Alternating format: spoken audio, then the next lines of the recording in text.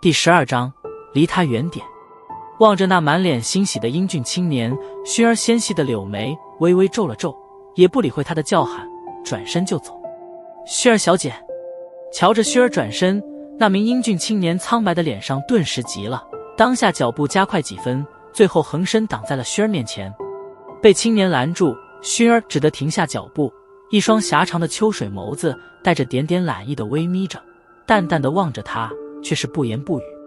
薰儿小姐被少女那双秋水盈盈的眸子盯住，常年游走于美人丛中的青年呼吸竟然有些急促了起来，平日的伶牙俐齿似乎也在此刻失去了作用。加利奥少爷，如果没事便请让开吧，我还有事。